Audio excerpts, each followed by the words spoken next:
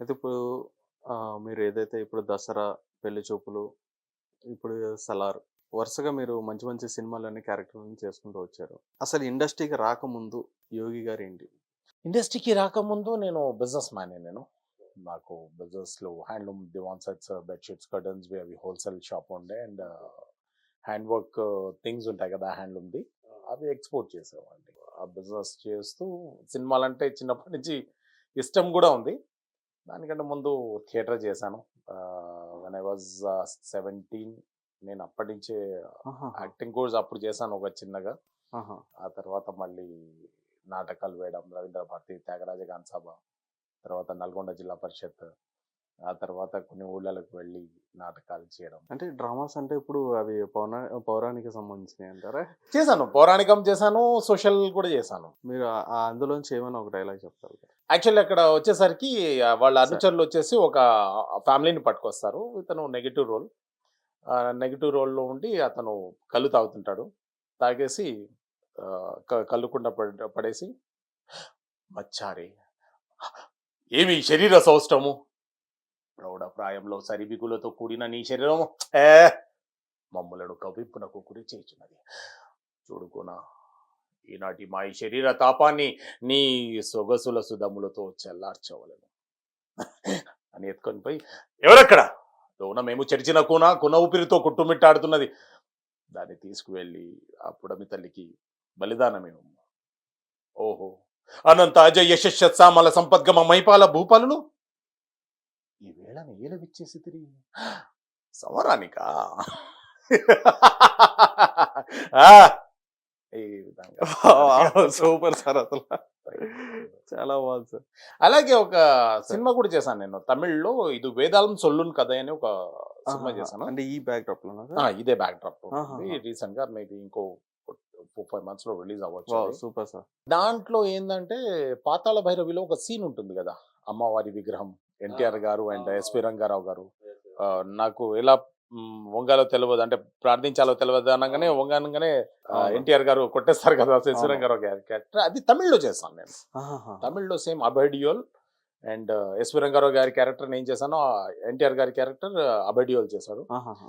అది కూడా బావుంటుంది. అది కూడా తమిళ్‌లో నేను డైలాగ్స్ నేర్చుకొని హ్మ్. ప్రాక్టీస్ చేసి అది అది ఎలా ఉంటుందంటే కళ్ళు మూసుకొని భలే జడావల్లభ్ ఉజ్జయిని మామన్ననే కాళిన్ అరుಳುనకు పరిపూర్ణ மாக உள்ளது వా కాళీ మాదావై విడింద సేవితుడు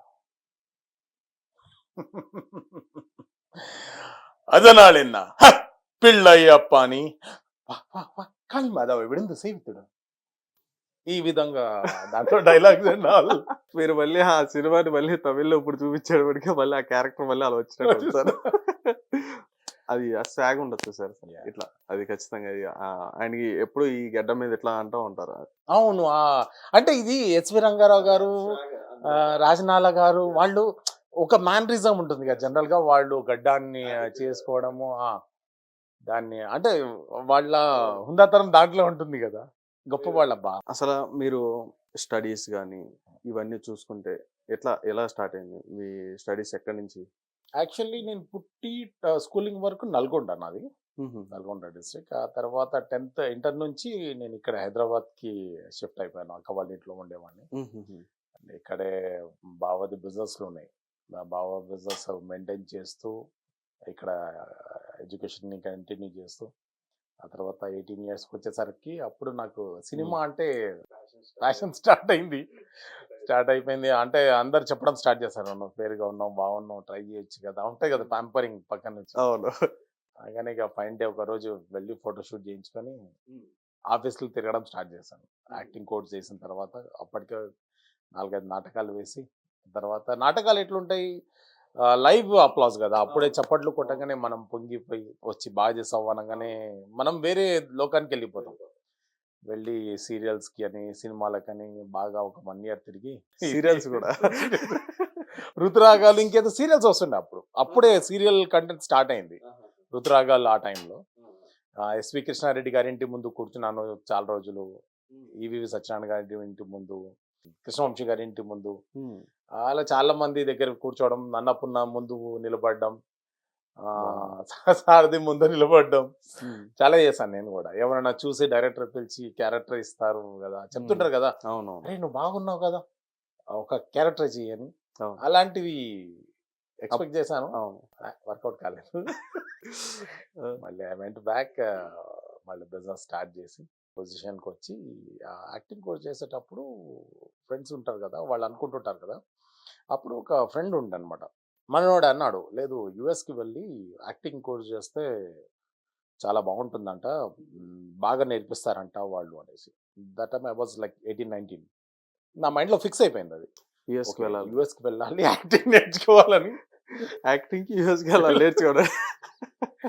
మళ్ళీ వెంట్ బ్యాక్ టు బిజినెస్. ఇక బిజినెస్ స్టార్ట్ చేశాను. అప్పుడు బాగా దగ్గర పనిచేస్తుండే. ఆ తర్వాత మళ్ళీ బిజినెస్ స్టార్ట్ చేసి చిన్నగా బిజినెస్ని ఇంప్రూవ్ చేసుకుంటూ ఏజ్ ఆఫ్ 30లో, అంటే 18కి స్టార్ట్ చేశాను, 19కి స్టార్ట్ చేశాను. 30 వచ్చేసరికి లేదు ఇక సినిమాల్లో రావాలి అన్న ఉద్దేశంతో I went to US and New York film అకాడమీలో యాక్టింగ్ కోర్స్ చేశాను. మళ్ళీ అక్కడే ఒక డైరెక్షన్లో కూడా వర్క్ చేశాను యాజ్ అన్ ఏడీగా. 2 హాలీవుడ్ మూవీస్ ఉన్నాయి, the distance between us and uncommitted అని. అక్కడ చేసేటప్పుడు ఎట్లా ఉంటుందంటే, ఒకవేళ ఇండియన్స్ అనుకోండి, ఇండియన్ డైరెక్టర్స్ ఎవరన్నా వచ్చి మాకు ఇట్లా అప్రెంటిస్ ఎవరన్నా కావాలంటే ఇన్స్టిట్యూట్ నుంచి వాళ్ళు సజెస్ట్ చేస్తారు. ఎవరికైతే అయిపోతుందో, యాక్టర్స్ అయితే యాక్టర్స్కి, డైరెక్టర్స్ అయితే డైరెక్టర్స్కి, ఎడిటర్స్కి 24 క్రాఫ్ట్స్ ఉంటుంది కదా, వాళ్ళని వాళ్ళు హైర్ చేసుకోవచ్చు, తీసుకోవచ్చు అక్కడ నుంచి. అలా నాకు చందు ఎర్రం అనేసి ఒక తెలుగు మన డైరెక్టర్ కలవడం, వాడితో నేను ఏదో ఒక క్యారెక్టర్ చేద్దామని వెళ్ళి క్యారెక్టర్ చేసి అలాగే డైరెక్షన్లో ఏడీగా వర్క్ చేయడం, అలా 2 సినిమాలకు నేను ఏడీగా వర్క్ చేశాను. దెన్ నా వచ్చేసిన తర్వాత పెళ్లి చూపులు ఆడిషన్స్ ఇవ్వడం, నా జర్నీ స్టార్ట్. మీ ఫస్ట్ మూవీ పెళ్లి చూపులేనా సార్? పెళ్లి చూపులే ఫస్ట్ మూవీ. పెళ్లి చూపులు. దానికి యాక్చువల్లీ గింబల్ ఆపరేటర్గా పోయినాను. గింబల్ ఉంటుంది కదా, గింబల్ నేను యూఎస్లో ఉన్నప్పుడు గింబల్ నేర్చుకున్నాను నేను. అక్కడ పార్ట్ ఆఫ్ ద వర్క్ నేర్పిస్తారు, బేసిక్ ఎడిటింగ్, బేసిక్ లైటింగ్ కానివ్వండి, బేసిక్ డైరెక్షన్, బేసిక్స్ అన్ని నేర్పిస్తారు ఫిల్మ్ మేకింగ్ యాక్టింగ్ కోర్స్లో. అవునవును ఉంటుంది.